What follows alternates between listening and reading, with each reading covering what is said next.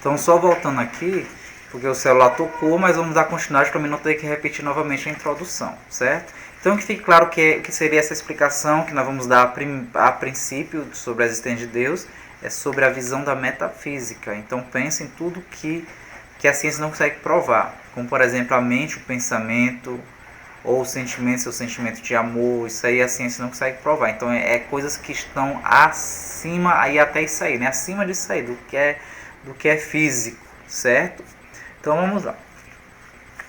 Então a metafísica ela demonstrará a existência de Deus a partir da própria ideia de Deus. Então a metafísica ela vai dizer assim: se nós seres humanos temos um pensamento que existe um Deus, então obviamente claro que tem Deus. Se na sua mente, a sua mente concebeu, se nós seres humanos trazemos essa concepção, essa ideia de que existe um Deus, então logo existe Deus. Já que tem nessa nossa mente essa ideia de Deus. Senão, nós só podemos colocar na nossa mente aquilo que existe.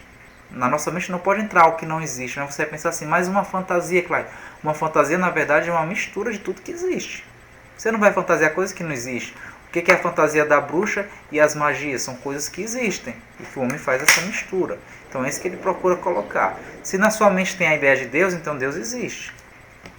Então, o primeiro a apresentar tal argumento foi o Santo Anselmo de Cantuária. Santo Anselmo de Cantuária, do século XI, ele vai dizer o seguinte: ele vai apresentar este argumento para provar a existência de Deus a partir da ideia de que você tem uma ideia de Deus no pensamento. Ele diz o seguinte, Santo Anselmo: Deus é o ser. Por isso eu quero que preste bastante atenção nessas explicações, porque é uma explicação mesmo muito teológica. É uma explicação muito profunda e muito avançada, certo? Eu quero que vocês procurem pensar mesmo, porque é muito complexo. Ele vai dizer, Santo Anselmo: Deus é o ser do qual não se pode pensar nada maior. Ou seja, Deus é o ser que além dele você não pode pensar nada maior que existe além de Deus. Deus é o ser máximo. Pronto. Deus é o ser máximo. Deus é o topo, ou seja, Deus é o top. Não, você não pode pensar em nada, não tem como você pensar em nada além de Deus. Não tem como pensar nada além de Deus. Ele é Deus máximo, é o ser máximo. Ora, um ser assim tem todas as coisas, inclusive a existência. Ou seja, um ser no qual não se pode pensar nada maior do que ele já possui tudo, inclusive o existir, o fato de existir. O outro pensador seria o Descartes. Pegou a ideia do Santo Anselmo e afirmou o seguinte: o ser perfeitíssimo Deus contém todas as perfeições. Ou seja, Deus, este ser perfeito, ele contém tudo aquilo que é perfeito. Nada de imperfeito vai estar nele. O ser perfeitíssimo, ele contém tudo. Ora, a existência é uma perfeição. Logo, Deus existe. Então é isso que o Descartes vai querer dizer. O ser Deus, Deus sendo perfeito, pelo fato de Deus ser muito perfeito, nele tem todas as perfeições. Aí ele vai comparar. Existir, o fato de existir, das coisas existirem, de você existir, isso é uma perfeição. Então, se existe perfeição no existir, então Deus existe, porque Deus é todas as perfeições. Kant, vamos ver aqui o exemplo do outro pensador. Kant via que a moral seria a prova de que Deus existe. A moral. Lembra que nós já fizemos um estudo sobre a moral. E devemos ser moralista, não é perfeccionista. Né? O amoral. O exemplo de pessoa moral é Jesus Cristo, só lembrando. Se não lembro direito o que é moral, não vou explicar aqui, não é assunto de moral. Mas Kant, ele via que a moral seria a prova da existência de Deus. Por quê? A ação moral é a prova da existência de Deus. Ou seja, só o fato de você procurar se comportar como Jesus Cristo, que é o exemplo de moralista, só o fato de você procurar se comportar com o bem, praticando bem, fazendo as coisas boas, isso prova que Deus existe. Porque a moral é a prova de que Deus existe. Mas São Tomás de Aquino, isso não justificaria sua existência, né? Para São Tomás de Aquino, todas essas explicações aqui do Santo Anselmo que eu falei, do Kant, que eu falei do Descartes, para São Tomás de Aquino, isso seria uma coisa muito vaga. Isso não vai explicar, justificar a existência de Deus. Pois para se provar que algo existe, deve-se ter uma experiência. Ou seja, estes pensadores aqui, eles não provaram concretamente que Deus existe, só foram nas ideias, nos pensamentos, filosofaram. Então São Tomás vai dizer assim, para se provar que algo existe, tem que ter uma experiência, né? A prova, a prática. Que fatos poderiam demonstrar a existência de Deus? Quais são os fatos? Que fatos você vai provar a existência de Deus? O fato é a prova. Quais são os fatos? O que se tem? O santo vai apresentar 5 vias. Então São Tomás de Aquino ele vai apresentar 5 vias da prova da existência de Deus, que não são obrigadas a fazer uma pessoa crer em Deus. Estas 5 vias, elas não quer dizer que vai fazer também uma pessoa crer em Deus. Pensem que este estudo aqui vai ser para ajudar. Vocês podem conseguir ajudar a convencer um ateu a acreditar em Deus ou até fortalecer sua fé. Mas não quer dizer que isso vai fazer a pessoa mudar e acreditar em Deus. Pois o que levará mesmo é o dom da fé. Lembrando que nós estudamos sobre o dom da fé, né? Que a fé é que vai te levar a acreditar em Deus mesmo. Não quer dizer que essas provas vai te levar. E ele vai dizer o seguinte, na sua 4ª via, São Tomás. Se tenho a verdade, mas não sou a verdade, então existe alguém que é a suprema verdade, que é Deus. Então ele vai dizer o seguinte, São Tomás. Você tem a verdade. Você tem a verdade, certo? Pense nisso. Algo que eu falei, isso é a verdade. Eu tenho a verdade em mãos. Mas eu não sou a verdade. Eu não sou a verdade. Se eu não sou a verdade, com certeza existe alguém que é a verdade. A verdade suprema. Quem é a verdade suprema? Essa verdade suprema ele vai dizer na 4ª via que é Deus. Então eu fiz aqui um breve resumo sobre 5 vias de São Tomás. Senão nós iríamos também demorar muito aqui com essas explicações. Então, primeira via, vamos detalhar aqui a primeira via dele. É um fato ou efeito, certo? Vamos ver aqui, é um fato ou efeito. Sabemos que há movimento no mundo. Você concorda que há movimento no mundo? Por exemplo, eu estou aqui me movimentando. Estou me movimentando porque eu estou aqui me movimentando. Essa cadeira está sendo movimentada. Essa cadeira aqui, estão vendo essa cadeira? Essa cadeira que eu estou girando, girando, ela está sendo movimentada. Ela é um ser, essa cadeira é um ser que está parado. Mas para ela se movimentar, precisa de algo que movimente, de um outro ser. A cadeira é um ser. Quem é que está movimentando ela? Eu. Euzinho, sozinho. Estou movimentando, certo? Mas ela se movimenta. Não se movimenta?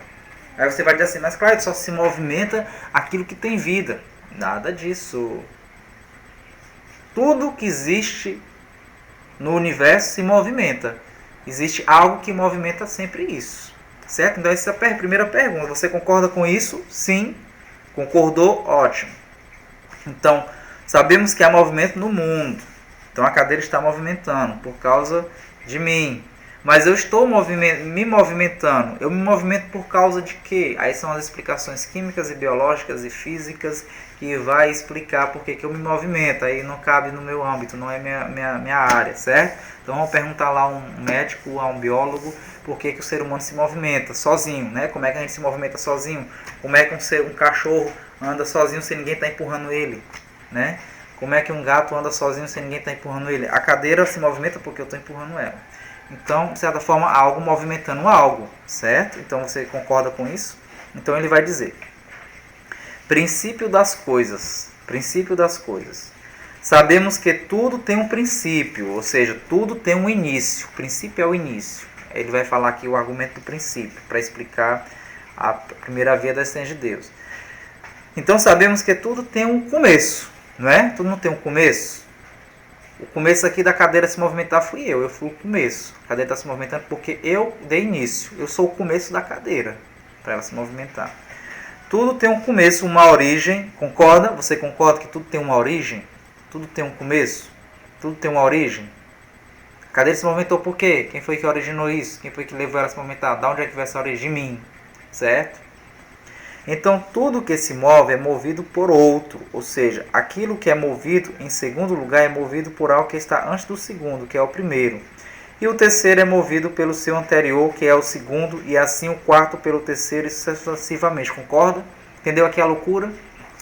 Então, o primeiro,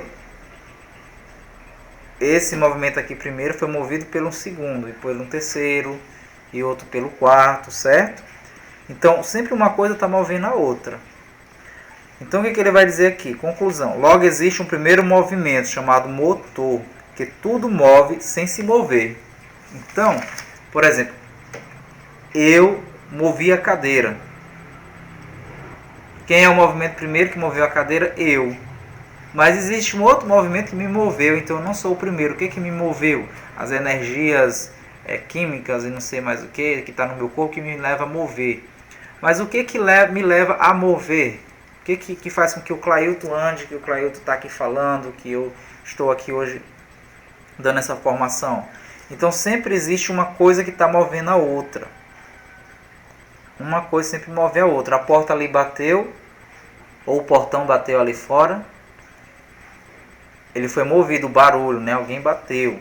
Então uma coisa está movimentando a outra sempre, né? Uma coisa vai movimentando a outra, e a outra movimenta a outra, e a outra movimenta a outra, e a outra movimenta a outra, e a outra movimenta a outra.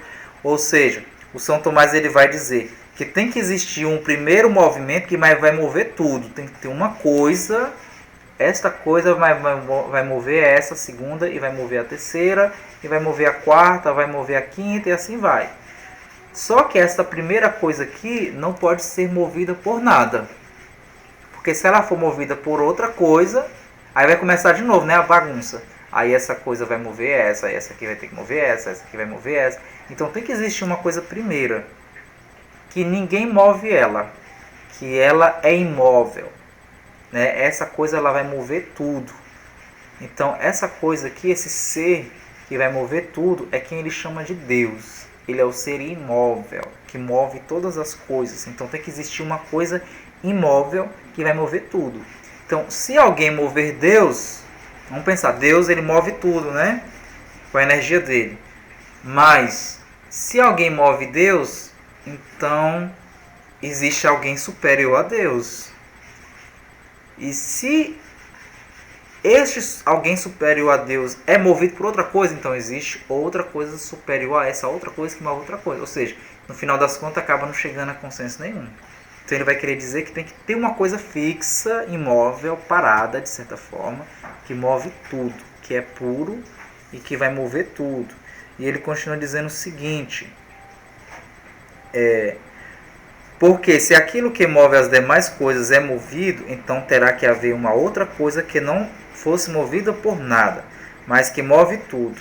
Os demais, então, existe um motor imóvel, que não é movido por nada, original de todos os movimentos. Originador de todos os movimentos. Então tem que existir um motor imóvel que é o originador de todos os movimentos.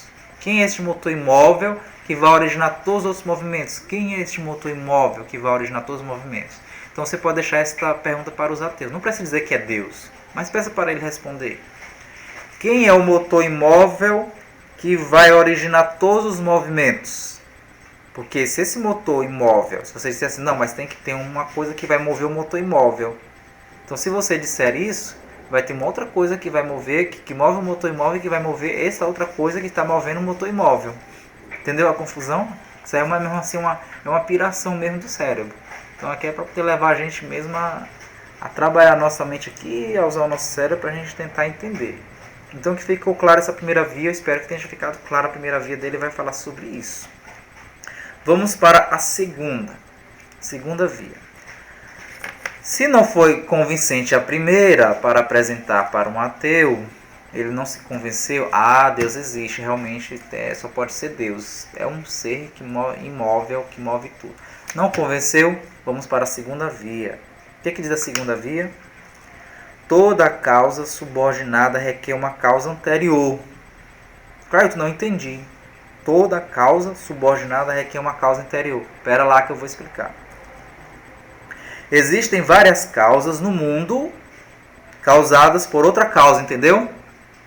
A causa de você estar assistindo esse vídeo é por causa de quê? Por que você está assistindo o vídeo? Qual é a causa que está te levando a assistir o vídeo? Qual é a causa que eu estou aqui gravando este vídeo? Então existe uma causa. Então ele vai dizer que tem que ter uma causa incausada que é responsável em causar todas as causas.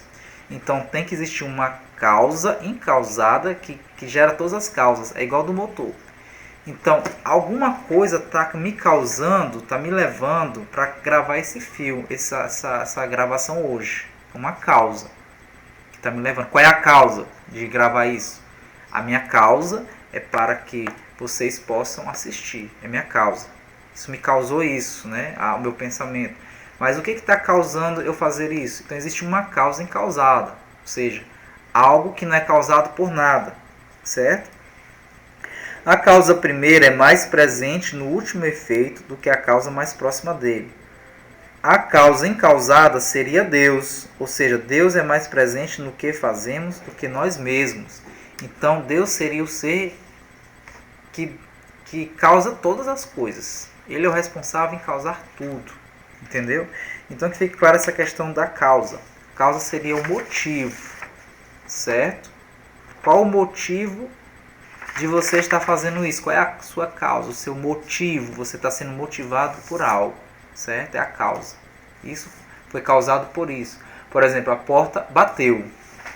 A porta bateu. Quem causou este movimento para a porta bater? Qual foi a causa da porta ter batido? Qual foi a causa? O vento pode ter batido na porta. Ela poderia estar descendo de pouquinho, abaixando até que bateu. Alguém causou o batimento dela? Não.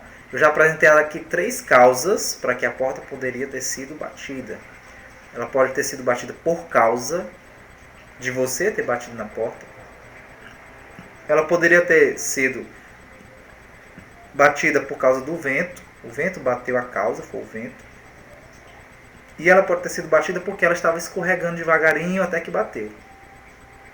Então 3 causas que eu apresentei para a porta bater, certo? Então, o Santo Tomás de Aquino ele vai dizer assim: alguma coisa causou a batida da porta. A porta foi causada por algo, a batida dela. Então, quem bateu na porta? Quem causou a batida na porta? Então, vamos supor que foi o vento.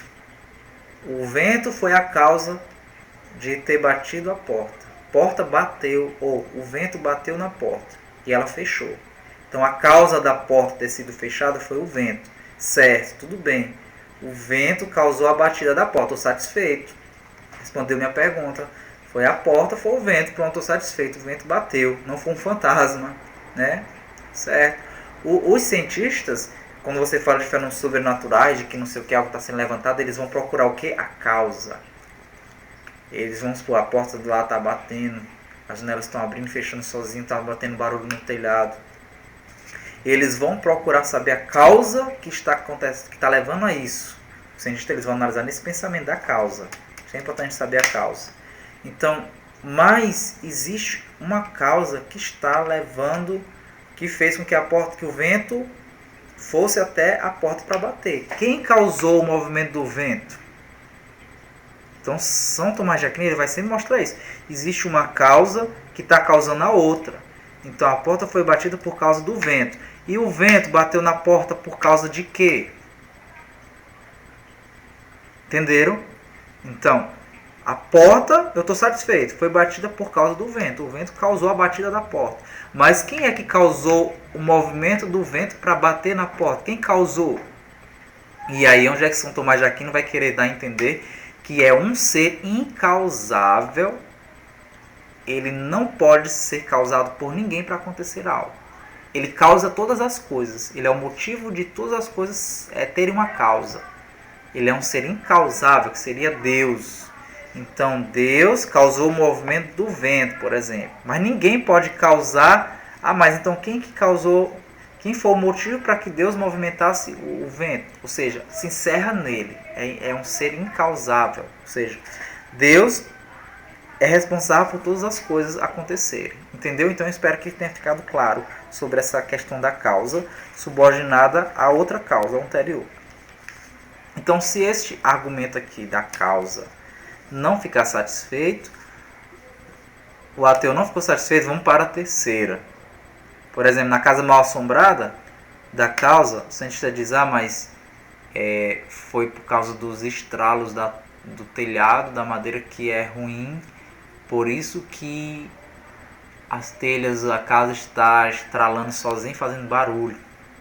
Mas quem é que está causando barulho nestas telhas? Por que as madeiras estão estralando? O que está causando isso? Ele explicou, o cientista, que o barulho na casa mal assombrada são as madeiras velhas, que estão estralando por ser velhas, certo?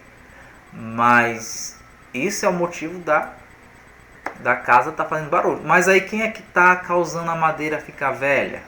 Aí ele vai fazer toda essa análise para chegar a uma conclusão se há fantasma ou não na casa, entendeu?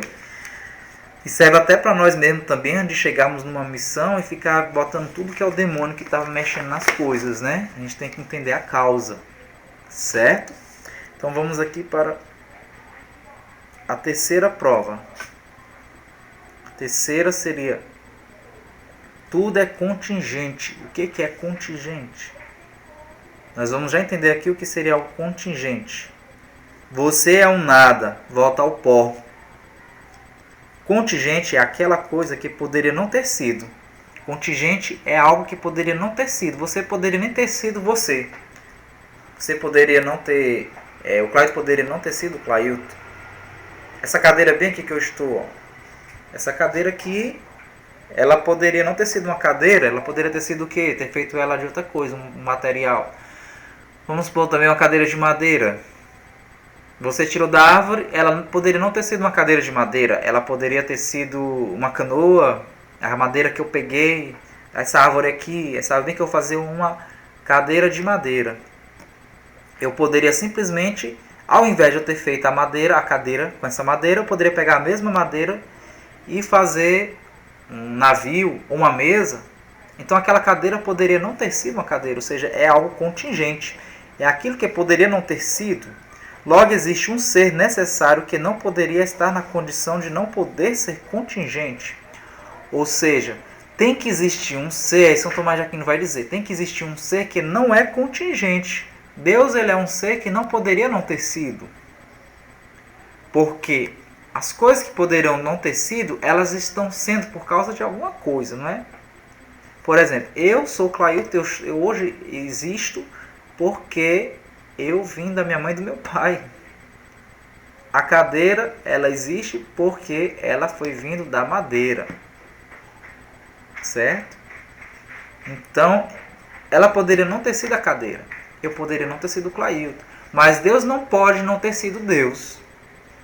Por quê? Se Deus não puder ter sido Deus, tem que existir alguma coisa que foi algo para poder Deus ser Deus. Vamos supor que Deus, ele evapora e se desaparece, né? Porque tudo aquilo que ele vai querer dizer, tudo aquilo que está sendo hoje, que poderia não ter sido, uma hora vai deixar de ser. Eu estou aqui hoje, eu vou poder depois deixar de ser eu vou ser um pó futuramente. Se resolverem me cremar, eu vou virar cinzas. Então eu não vou ser mais o Clailton. Agora, Deus ele pode não ter sido Deus? Então é isso que ele vai chegar a essa conclusão. Então Deus é o ser não contingente. É o ser que não pode não ter sido. Ele tem que ser Deus. Entendeu? É um pouco complicado essa terceira aqui, né? Então, se tudo tivesse sua condição de ser contingente, na probabilidade de ser, como poderia ter existido? Então é isso que ele vai querer dizer. Se tudo está na condição de que poderia ser, né? Como vai ter existido? Então, algo para existir veio por causa de outro.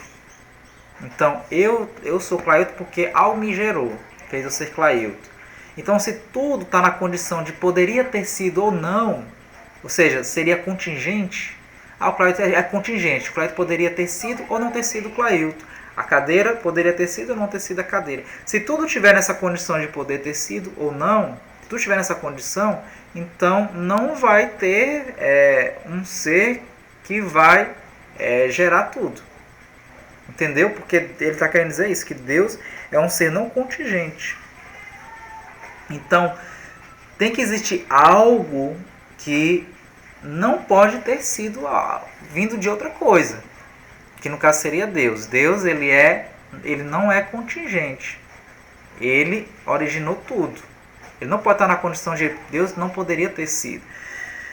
Então teria que ter um ser que não seja contingente. Então será que ficou claro essa questão da terceira via? Ela é complexa. Então você tem que entender o que é contingente. É aquilo que poderia não ter sido. Certo? A cadeirinha que eu fiz da madeira, ela poderia não ter sido uma cadeira. Ela poderia ter sido uma mesa. Ou ela poderia ter sido um lápis. Ela poderia ter sido um lápis, uma caneta, sei lá. Então, a cadeira ela poderia não ter sido. Então, se tudo está sempre sendo contingente, é isso que ele está querendo dizer. Se tudo está sendo sempre contingente, ou seja, se tudo está sempre sendo, não poderia ter sido isso, tudo poderia não estar sendo sido cadeira, então, quer dizer, se existir sempre isso, então não vai existir um ser que originou tudo isso aí. Então, Deus ele é o ser não contingente, que não poderia não ter sido, para poder gerar todas as coisas, para todas as coisas serem originárias dele. O quarto ponto é um pouco mais fácil de entender. Ele vai dizer aqui, o São Tomás, que há perfeição no mundo. Você concorda que existem coisas perfeitas no mundo? Por exemplo, a beleza é uma perfeição. A bondade é uma perfeição. Verdade é uma perfeição. Isso é um fato. Fato é prova. São Tomás de Aquino diz que para se provar a existência de Deus tem que ter experiência. Então nós sabemos disso. É um fato, é uma prova que existe verdade, que existe bondade, que existe beleza. Isso é um fato. Então vamos aqui ao exemplo. Você concorda com isso? Ótimo. Então é a perfeição. Se alguma coisa é calor, então para ela ser calor tem que ter sido provocado por algo que causou calor. Certo? Porque algo quente não é o calor. Entendeu aqui a confusão? Vamos lá devagarinho. Ó. Pense aqui, se alguma coisa é calor, você aqui é calor, no BR Obró. Você aqui é calor. Então, se alguma coisa é calor, então para ela ser calor tem que ter sido provocado por algo que causou calor. Então, se eu aqui sou calor, alguma coisa me causou calor. O que foi essa coisa? O sol. Eu estou sendo aqui calor, eu estou quente aqui. Estou fervescendo aqui, preciso do ar-condicionado, do ventilador, preciso de tudo aqui que me abane. Então, se tem alguma coisa que é calor, vamos supor, eu sou o calor. Eu sou o calor. Então, para que eu seja o calor, eu tenho que ter sido provocado por algo, alguma coisa me provocou para eu ser calor. Ou seja, o sol. Só posso ser o calor porque o sol provocou isso em mim, certo? Me esquentou. Porque algo quente não é o calor. Então, eu não posso dizer que algo quente, aquela quentura que está em minha volta, vamos supor, que eu estou provocando esse calor, aquela quentura que você sente em minha volta, calor, esse é algo quente, não é o calor, certo? Toda a perfeição é causada por alguém que a tem por essência, logo a perfeição máxima é Deus. Então, algo quente não é o calor. Então, se eu digo assim, se alguma coisa é calor, vamos supor, eu sou o calor. Ficou claro? Eu sou o calor. Então, para eu ser calor, tem que ter sido provocado por algo que causou calor. Alguém provocou o calor em mim para mim ser calor. Aí eu sou o calor. E a partir do momento que eu sou o calor, eu vou provocar o quê? A quentura. Certo? Vamos lá para o Sol, que fica mais óbvio e mais claro. O Sol, ele é calor, não é? O Sol, ele é calor. Mas o que a gente sente do sol, essa quentura, que você diz está quente, Teresina está quente, você não está dizendo que é o calor. Aí você chama calor, né? Estou com calor. Você na verdade está quente, né? Você está quente, você está sentindo o calor, você está sentindo essa quentura, que a gente chama, certo? Só que ele vai dizer o seguinte: se algo é o calor, ela tem que ter sido provocado por algo que causou o calor. Então, se algo é o calor, se o sol é o calor, quem é que provocou, que fez o sol ser o calor? Quem é que fez o sol ser o calor, essa perfeição que é o calor? Quem foi? E o calor gerou a quentura? Quem foi? Porque algo quente não é o calor. Então, isso que nós sentimos aqui, a temperatura, não é o calor. Eu não posso dizer que é a temperatura. Então, com a temperatura que provocou o calor. Não, é o contrário. É o calor que provoca a temperatura, certo? Aí ele vai dizer que toda a perfeição é causada por algo que tem por essência. Então, a perfeição, ela é causada por alguém. A perfeição é causada por alguém que tem a essência, que tem ela por essência. Logo, a perfeição máxima é Deus. Ou seja, toda a perfeição, ela é algo que tem tudo por essência. Então, alguém por essência que fez com que algo fosse o calor, no caso Deus, que tem essa perfeição por essência. Entendeu? Então, essa via aqui também é um pouco complicada, mas é só você pensar na visão de perfeição, que tudo é perfeito, que tudo que tem perfeição vem de Deus. A última via aqui, para a gente finalizar, seria: existe uma certa ordem no mundo. Essa é boa. Você concorda que tem uma certa ordem no mundo? O mundo tem uma certa organização. A gravidade, a lei da gravidade, é uma organização que prende as coisas na Terra. O sistema solar que gira, né, que tem os planetas, tudo assim na sua órbita direitinho, é uma ordem, não é? As galáxias que você vê no universo, se você imaginar nesse âmbito, então existe uma ordem, né, no mundo. Aí vamos dar um exemplo. Quando não existia o homem, como havia ordem no universo? Quando não existiu o homem, como havia ordem no universo? Então aqui seria a perguntinha. Quando não existia nós, seres humanos, como é que havia ordem no universo? Porque a gente não pode dizer que há ordem no universo por causa do homem, né? Não é o homem que é o causador da ordem do universo, muito pelo contrário, o homem é causador da desordem no universo. Destruição de matas, etc. Isso vai causando desmatamento, com isso vai gerando calor, aumentando a temperatura e causando terremotos, tsunamis, esquentamento do planeta Terra, destruição da camada de ozônio, enfim, o homem é uma desordem, o homem é o caos em si, certo? Então, quando não existiu o homem, como é que havia ordem no universo? Quem é que originou esta ordem? Toda ordem exige uma inteligência, então ele vai dizer que para se existir ordem, tem que ser um ser inteligente, tem que ter uma inteligência para que haja uma ordem, porque aquilo que está em ordem, ela está porque foi organizado, porque foi pensado, porque foi trabalhado, né? Porque foi organizado, foi tudo visto assim de forma detalhada. Se você vê o corpo do ser humano, o ser humano tem uma ordem perfeita, está tudo ali detalhado. Se você abrir, o médico abrir, apesar das vezes a gente achar feio que não está acostumado, mas abrir vai ver toda a organização do corpo do ser humano, toda aquela ordem do DNA, aquela organização toda do ser humano. Então, existe algo que foi uma inteligência que fez isso aí, que causou essa ordem bonitinha, porque o caos ele não causa ordem, deixa tudo bagunçado, tudo solto. Então, toda ordem existe uma inteligência que não pode ser o homem. Então, tirando essa inteligência que é o homem. Então, para ter existido ordem no universo, e o universo existir antes do homem, então tem que existir uma inteligência que colocou ordem no universo, que não é o homem. Quem será essa inteligência? Logo, essa inteligência que colocou uma ordem no universo foi um ser supremo que seria Deus. Então, o raciocínio seria esse. Então, se já existia o universo antes de existir o homem, né, isso conforme a ciência, o universo veio primeiro, mas o universo veio primeiro não tinha um homem. Mas o universo só pode ter sido originado de uma força intelectual, de uma inteligência para por ordem. E essa inteligência não seria Deus. Então, essa inteligência seria alguém supremo, algum ser supremo. Quem seria esse ser supremo? Logo, só pode ser Deus. Se o cientista diz que o universo é caos e não ordem, para que não possa existir Deus, isso é uma mentira. Porque às vezes o cientista diz que o universo é um caos, para dizer que Deus não existe, é um caos, né? O universo originou do caos, o caos do Big Bang. Pois só para existir um caos deve-se ter uma lei, e lei é ordem. Então já seria um outro questionamento.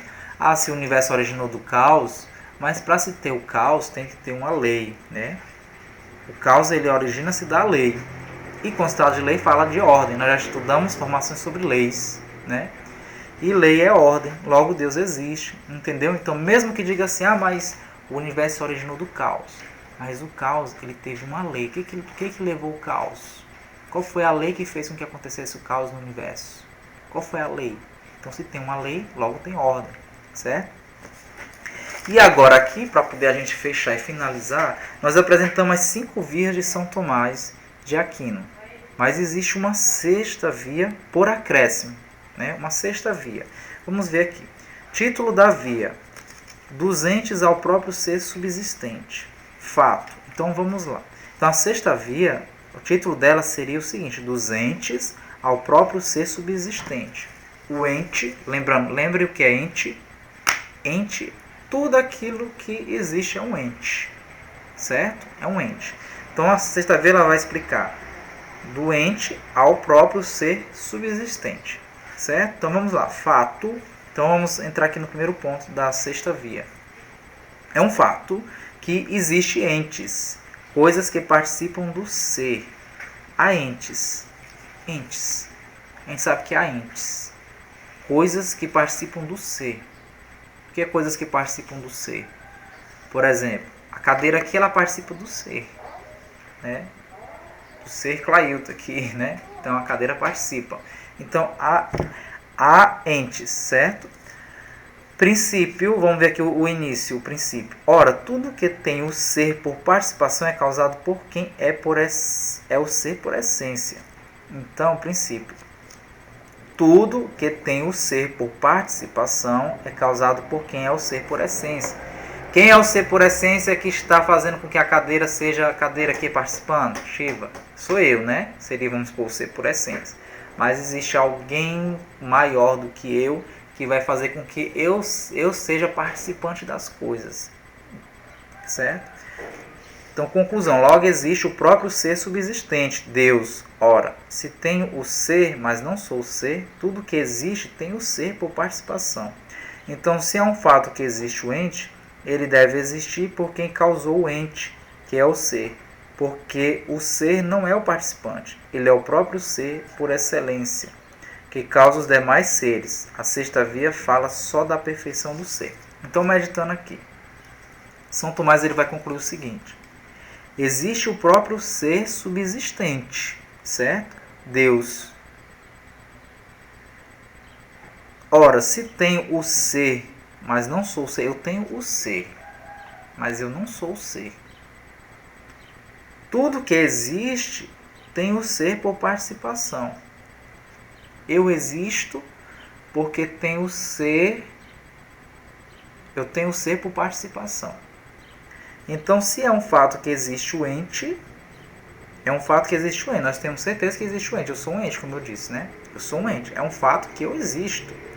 Ele deve existir por quem causou o ente. Então, eu só existo, eu sou um ente que existo porque alguém me causou. Quem foi alguém que me causou? Meu pai e minha mãe, certo? Mas existe alguém que causou meu pai e minha mãe. Eles são outros entes. Então é isso que ele vai tentar chegar aqui na sexta via. Existe alguém que causou esses entes. Quem são esse alguém que causou esses entes? Seria o ser subsistente, que é Deus, certo? Então, é o ser porque o ser não é o participante. Então, o ser ele não pode participar. Ele não participa. Entendeu? Ele é o próprio ser por excelência que causa os demais seres. Então, tem que existir algum ser por excelência que vai causar os demais. Então, eu fui causado, eu sou um ser, um ente que fui causado pelo meu pai e minha mãe. Mas eu não posso dizer que o meu pai e minha mãe é o ser por excelência.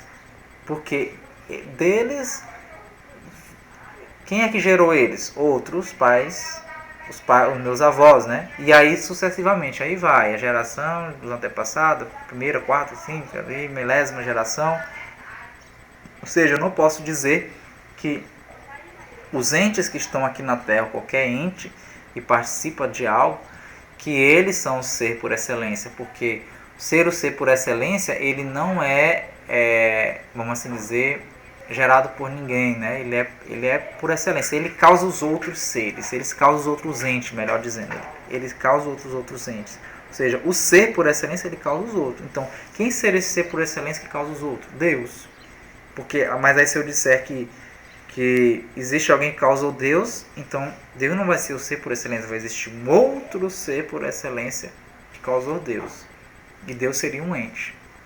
Então a gente finaliza e fecha em Deus, que encerra. Então eu espero que essas informações aqui sobre a afirmação de Deus, que é um pouco complexa, né? Eu espero que tenha ficado claro para vocês, né? E se não tiver, e mesmo que não tenha ficado claro, eu espero que vocês podem colocar suas dúvidas no WhatsApp ou no Facebook, daquilo que não ficou claro, porque é muito importante se esclarecer sobre isso aqui, pelo menos um pouquinho assim, só um pouquinho, se esclarecer, porque isso já vai ajudar vocês a ter um pontapé para ajudar a ter uma mentalidade, para ter um bom diálogo e conversar com uma pessoa que não acredita em Deus. E primeiramente, para você conversar com uma pessoa que acredita em Deus, você primeiro tem que procurar arrancar dele o que levou ele a não acreditar em Deus. Seria o seu primeiro ponto de partida. Não é entrar logo diretamente, eu vou provar que Deus existe. Eu vou apresentar bem que é a prova que Deus existe. Procure saber primeiro o que levou ele a não acreditar em Deus. Se ele já nasceu assim. E lembrando que não vai ter na face da terra nada que nós vamos provar concretamente mesmo que Deus existe. Se uma pessoa não consegue, por mais que você tente explicar para ele a existência de Deus, a única prova mesmo maior, quem vai conseguir acreditar em Deus é movido pela fé, como nós já fizemos esse estudo. Então, podem lançar suas dúvidas no Facebook ou no WhatsApp, se não tivesse esclarecido bem sobre isso aqui. Então, até mais. Então, José, essa é a nossa formação católica.